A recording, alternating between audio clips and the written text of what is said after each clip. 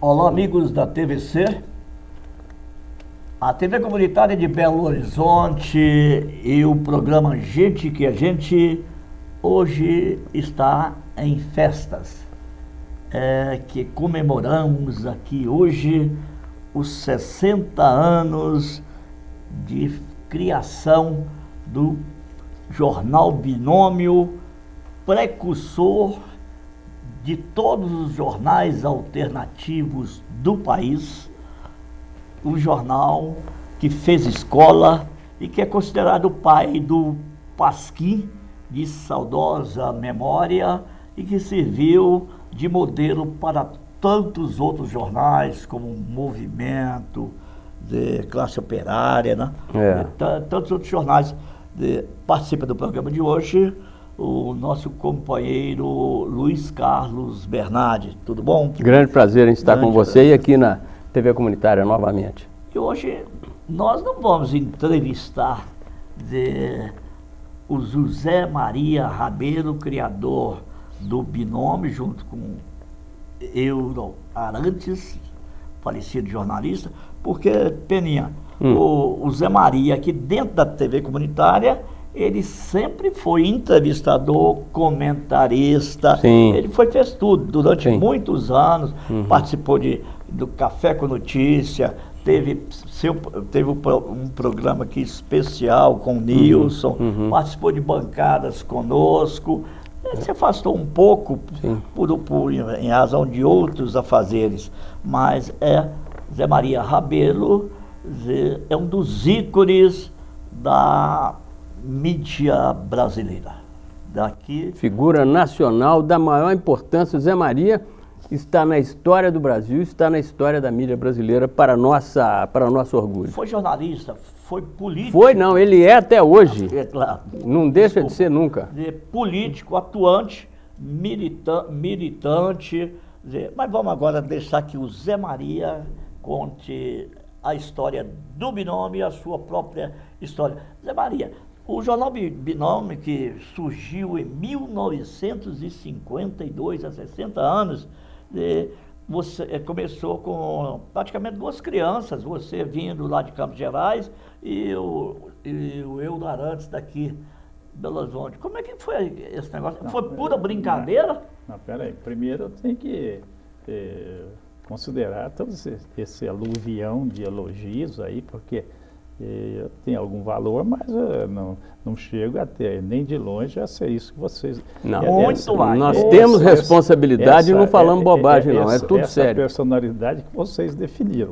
Aí vai muito, naturalmente, da amizade que eu tenho com os dois e as minhas relações tão estreitas com a TV Comunitária.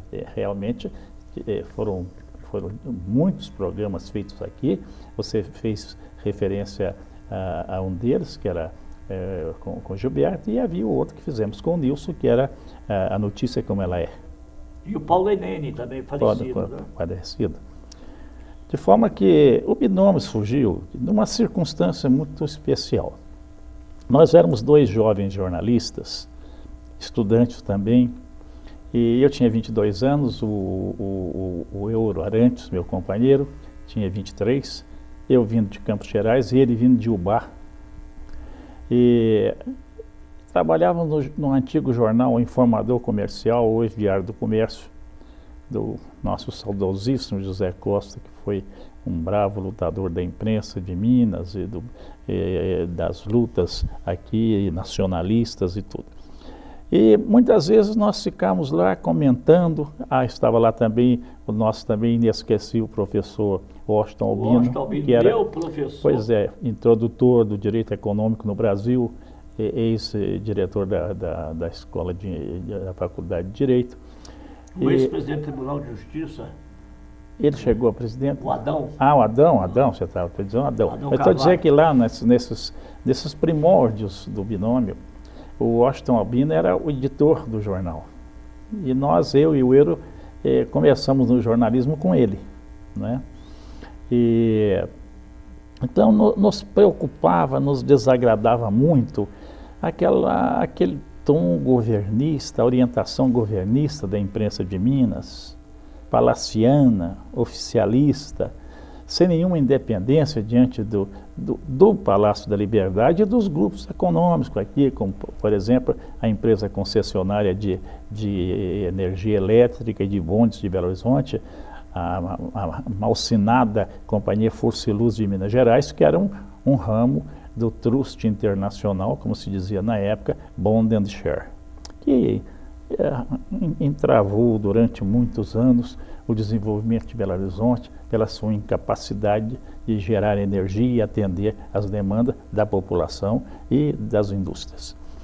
Aquilo ali, também a prefeitura, essas instituições que dominavam a imprensa mineira.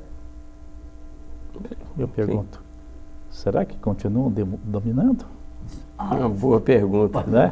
Bom, que dominavam, mas nós estamos falando de 1952, vamos lá. Então, resolvemos, vamos abrir uma janela aí para respirar pois é, como é que foi essa decisão de criar o fazer? Estava no governo do Estado o ex-presidente, então, Juscelino Kubitschek. O Juscelino era um extraordinário homem público, mas um extraordinário corruptor. Ele comprava a imprensa toda, sabe? E aqui não saía nada sobre o governo, contra o governo. Então nós resolvemos, vamos ver se a gente faz um jornal, nem que seja uma coisinha pequena, só para dizer, olha aqui, há um pensamento diferente aqui em Minas. A bancada da UDN, que era muito forte na Assembleia, era de oposição ao Juscelino. Juscelino era do PSD, né? Do PSD na época. Tinha também a ideia de fazer um jornal.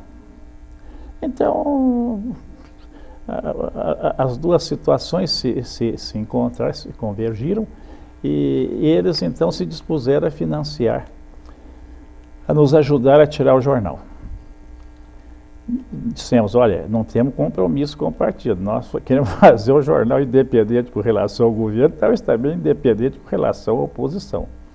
Então, no primeiro número, eles entraram com uma soma equivalente a uns, sei lá quanto, sei que era 100 cruzeiros na época, 100, nem me lembro mais. Mas para pagar quantas páginas? Não, porque o jornal era muito pequenininho, ele tinha 4 páginas, em formato tabloide, menos que tabloide, sabe? Papel muito barato e tudo.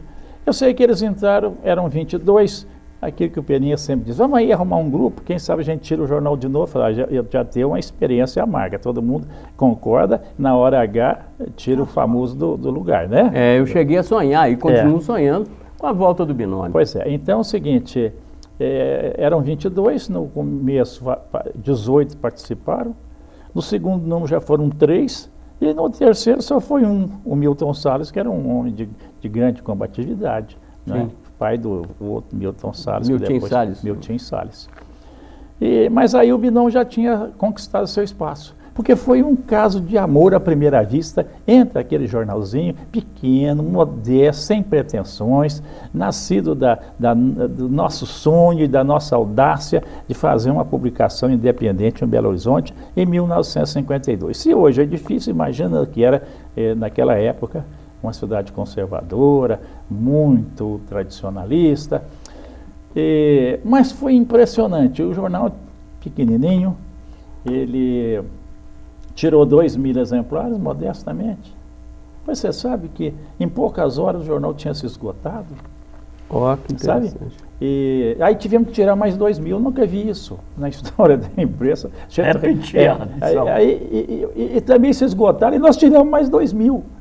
Foram 6.000 exemplares vendidos assim em poucas horas em Belo Horizonte, porque antigamente a venda se fazia através dos meninos, dos vendedores ambulantes, né? Chamavam-se os pequenos jornaleiros, não sei se vocês se lembram disso. Sim. E a cidade convergia tudo para a Praça 7, a vida de Belo Horizonte se fazia em torno da Praça 7, a Vila Afonso Pena, a Rua da Bahia, por ali. Então era fácil você atingir a população, que naquela época também não era tão grande, acho que era 350.000 habitantes. Eu me lembro de uma manchetinha que que causou hilaridade em Belo Horizonte, viu? A população, parece que toda a população sorria naquele momento, ria naquele momento, dizia assim, deixa eu explicar o cenário. Naquela época, a grande diversão popular era o cinema.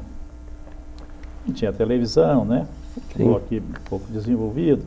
Então, o dono dos cinemas, dos 33 ou 34 cinemas da época, 30 pertenciam ao famoso banqueiro Antônio Luciano, que já tinha uma certa legenda aí do homem que pegava as meninas pobres e as deflorava, e era conquistador na base do dinheiro, não podia ver umas moças assim, e então já havia essa fama, e os cinemas eram dele. Um homem até meio misterioso, que quase não aparecia, não gostava de dar entrevista. Não, mas corria na cidade a história dele. Sim. Conquistador. Ele era o dono do hotel financial. Eu sei. Ali na Fospe, não. Banco Financial também. Financial também. 30 mil lotes em Belo Horizonte. Era a maior fortuna de Belo Horizonte, pelo menos uma das maiores. Então, o cinema era um dele. Né, 30 do cinema. Então, na primeira edição, o Binômio pôs uma manchetinha que dizia o seguinte: apesar de depredados pelo povo, o senhor Antônio Luciano mandou abrir todos os seus cinemas. É um homem que não pode ver nada fechado. Pô, não tem sexo nessa história aí, não. Essa coincidência. Essa piadinha conquistou a cidade. Aliás, quando você falou que era o jornal era vendido por jornalistas, pequenos jornalistas, pequenos jornaleiros ambulantes, eu não cheguei a ser isso, mas fui vendedor do Binômio, que o Binômio foi um caso de amor, foi um caso de religião, foi um caso de ideologia. Eu me lembro ainda muito jovem indo vender Binômio, indo vender opinião lá na minha cidade de Carlos Chagas. Pois é, então é o seguinte, foi aquela descoberta. A cidade descobriu que havia uma outra verdade, que havia uma outra versão dos fatos. Pequena, modesta, pobrezinha, mas que estava ali viva, né? E a partir daí as edições foram aumentando, as tiragens foram aumentando, e nós fomos ficando empolgados, fomos arrumando mais um colaborador aqui, porque na verdade eram apenas dois, eu e o Euro, e o jornal foi crescendo, e aquele apoio inicial da UDN, que não nos agradava muito, mas aquilo ficou no passado, nós já tínhamos vida própria, podíamos circular com as nossas forças, e o jornal cresceu e chegou a ter a maior tiragem da imprensa belo-horizontina. Sim. Nós estamos quase terminando o primeiro bloco, eu ainda tenho uma perguntinha, você pode responder uma parte e deixar para o segundo, ou então deixar para o segundo. E houve, num determinado momento, um enfrentamento, primeiro dos que planejavam o golpe de 64 e depois dos que deram o golpe de 64, inclusive com apoio de militares, contra o Binômio. Como é que foi isso, já Zé foi Maria? um pouco mais tarde. Eu gostaria de me referir aqui antes. Então, essa história inicial, que é tão bonita, porque depois nós falamos disso. Perfeito. Porque começou então uma onda na cidade, sobretudo quando nós publicamos uma manchete famosa, que dizia assim: Juscelino foi a Araxá e levou rola. Mas não era, letra maiúscula, rola era com R maiúsculo e tudo, sabe? Era o seguinte, o Joaquim Rola, que agora até lançaram um livro aí. Dono da loja? Não, seu João não, irmão do seu João Rola. Ele era um grande empreendedor e controlava o jogo no Brasil, os cassinos, inclusive o cassino não sei se é o cassino da Pampulha. Sei que ele tinha o cassino de Araxá, tinha o cassino de Quitandinha. Então o Juscelino foi lá visitar o hotel, né, que o jogo já tinha sido proibido, e levou o Joaquim Rola, sabe? Então, a manchete, Juscelino foi Araxá e levou rola. Manchete também do binômio, claro. Mas essa do binômio. Levou rola e levou ferro do binômio. Aí é o seguinte, houve uma onda muito grande na cidade, a imprensa, venal, entrega ao governo e tal. O binômio, jornal pornográfico. Isso não é pornografia, porque não tinha nada. O binômio nunca fez pornografia. O binômio fazia muito essas duplicidades assim, sabe? Que eram um dos elementos do humor. O humor, a duplicidade, né? O subentendido vale muito, né? Então, o que nós fizemos? Nós anunciamos uma edição realmente imprópria. Já que estão dizendo que o binômio é pornográfico, não pode entrar, nós vamos tirar uma próxima edição. E a próxima edição realmente era pesadíssima. Sabe o que é? Eram apenas matérias publicadas pelos outros jornais, que nós pensamos.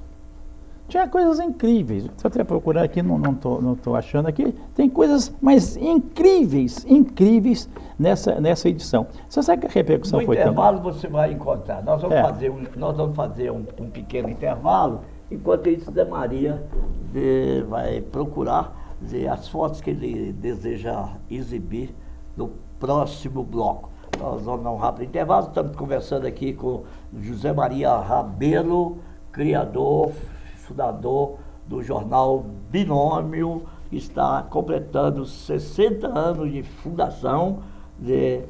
Houve uma comemoração nesse final de semana com muita gente da época, muita gente nova festejando este aniversário. Já voltaremos.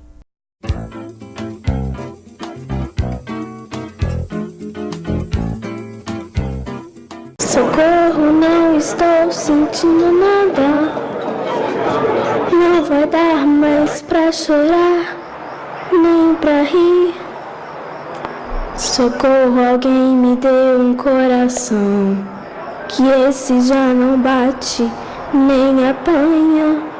Por favor, uma ajuda pequena, qualquer coisa que se faça, um aviso, um telefonema. Socorro, alguma rua que me dê sentido, em qualquer cruzamento, acostamento, encruzilhada. A exploração sexual de crianças e adolescentes é crime. Se você presenciar qualquer ato desse tipo, denuncie. A ligação é sigilosa e gratuita. Com a sua ajuda, podemos mudar o destino de muitas crianças.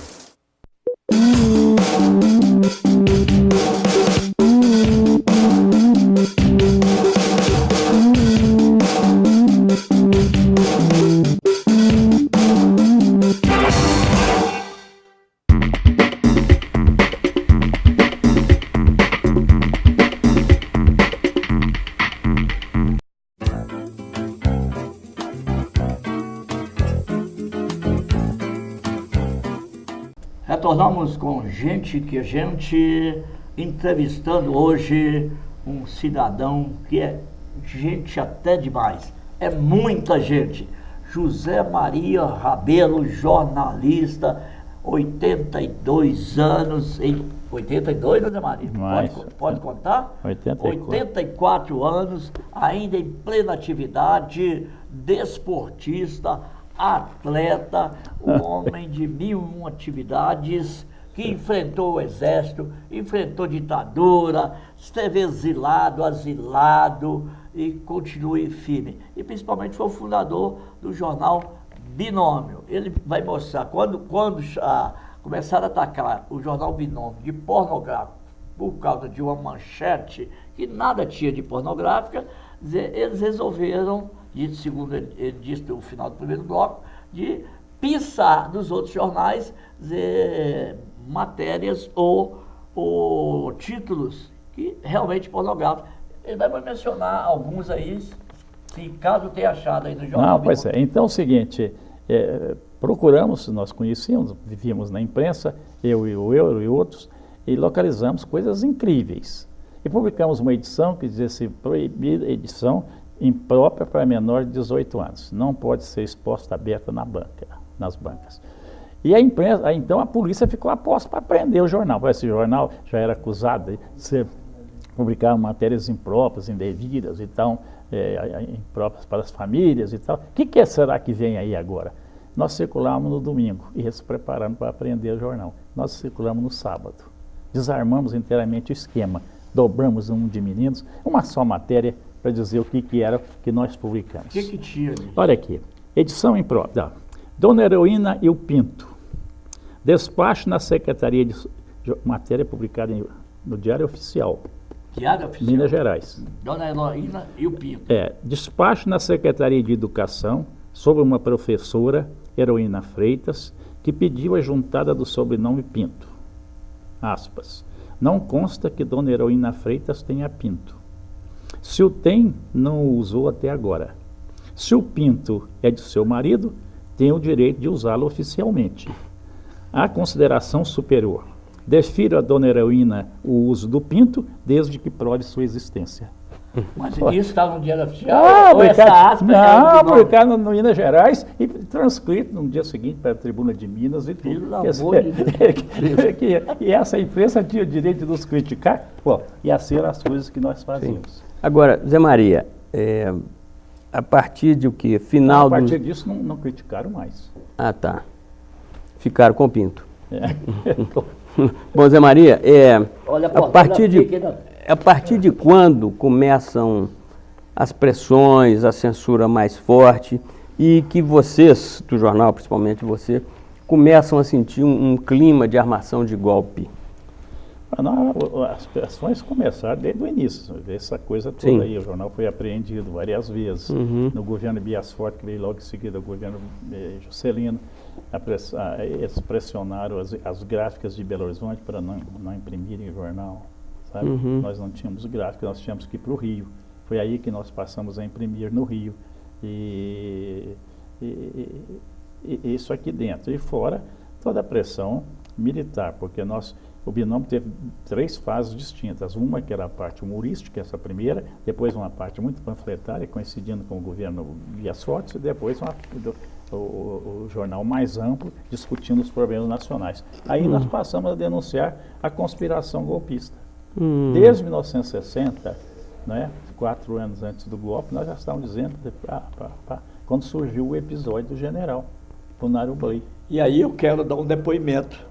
Eu estava fazendo pré-universitário no curso Champagnat, que existia ali próximo à nossa faculdade de Direito do UFMG, quando de política não tinha bulufa, tinha acabado de vir do interior, quando um professor nosso de latim, de saudosa memória, excelente professor, mas ultra racionário, chegou na sala indignado e deu a notícia. Vocês acreditam que um tal de Zé Maria Rabelo deu um murro no general Punário Bley?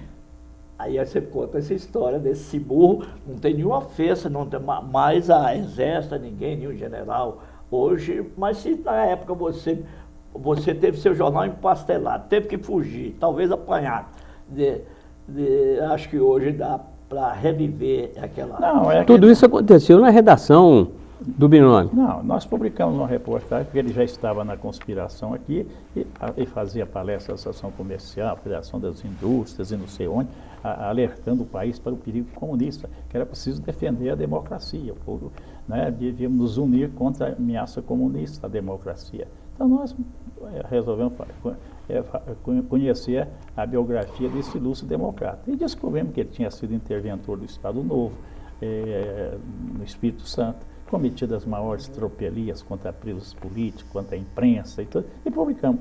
Quem é, afinal, uma edição especial, quem é, afinal, esse general Punário Bley? E vinha em letras garrafais. Democrata hoje, fascista ontem.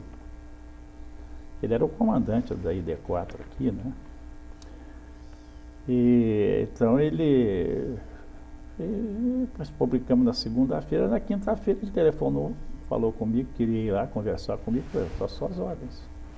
Realmente ele foi, mais ou menos às 11 da manhã, e fardado, não devia ter ido fardado, né? e com aquele bastão de comando debaixo do braço, um exemplar do binômio na outra mão.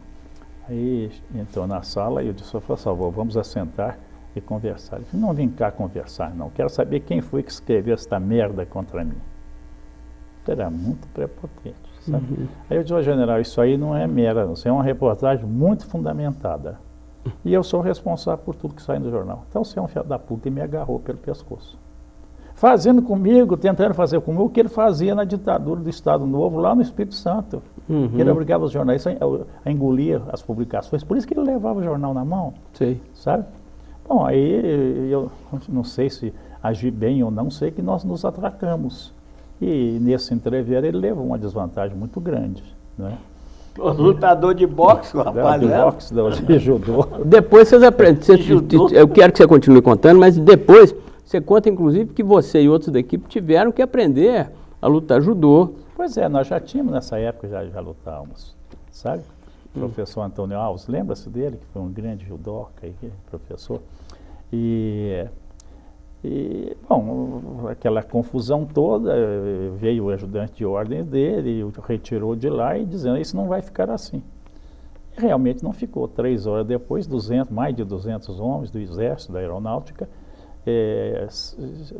cercaram o prédio, desviaram os ônibus, subiram e destruíram tudo. Até as instalações sanitárias, que na verdade nada tinha com aquilo, né? Não, mas a merda devia estar lá. Pois é, então é o seguinte, destruíram tudo. Não me pegaram porque eu não era idiota de ficar lá esperando, né? Claro. Aí saí aqui, fiquei uns dias em São Paulo, e o jornalista Gui de Almeida assumiu a direção, que ele era editor. Trabalhei com o Gui, grande jornalista, hein? O grande Gui figura. assumiu enquanto eu estava ausente, e uma semana depois eu voltei a reassumir, e nós não nos acovardamos em momento nenhum, não nos intimidamos, republicamos, no ano seguinte, republicamos a reportagem. Essa reportagem provocou a destruição do binômio, sabe? E eu dizia, tá aí, ó, o que nós dissemos. Trata-se, na verdade, de um fascista, porque isso não é procedimento de um democrata. Claro. Foi. Eu tenho o privilégio Sim. de conviver há muito tempo com o Zé Maria e com a sua família. Realmente é uma história de vida impressionante de toda a família. Zé Maria passou anos exilado, sofreu com a queda do Pinochet lá no Chile. Não, com a subida do Pinochet. Com a subida do Pinochet. Sim. Né? A subida, você falou que era. Com a queda do Allende e a subida do Pinochet. A queda do Allende, desculpa. Sim. Subida do Pinochet. Sim, não, perfeito, sem problema. E com a queda dele numa piscina, que se não me falha a memória, num dos livros escritos a 2 mãos dele com a esposa dele, ele relata lá ter morado, ter ficado durante muito tempo, ele e uma turma de exilados dentro de uma piscina. Isso vai lá embaixo. Então, piscina vazia, ele sempre teve uma esposa que o acompanhou nas maiores desventuras e aventuras. Seus filhos, todos aí, continuam também seguindo os passos do pai bravamente. Aliás, o filho dele está publicando um jornal, depois nós precisamos falar desse jornal. Papai vai ter oportunidade de falar, mas o Zé Maria tem outra faceta. Naquele tempo, ele se atreveu a sair candidato, acho que a prefeito de Belo Horizonte. Logo depois do incidente. Eu me lembro que o slogan dele é descendo de helicóptero na porta da faculdade de Direito, lançando a campanha O Tostão contra o Milhão. Claro, é evidente que não ganhou a eleição. Sim. Ganhou foi 1 milhão, né? E depois, mas depois continuou com Brizola, sempre atuando, né? Nós temos 2 minutos, né? 1 minuto para encerrar, infelizmente, este programa. Mas eu já vou adiantar, Peninha, não dá para ficar num programa só com Zé Maria em meia hora. Claro. Então, esse programa vai chamar de Gente que a Gente, primeiro tempo, porque logo depois nós vamos iniciar Gente que a Gente com Zé Maria Rabelo, segundo tempo, ok? Perfeito. Vai lá e pode...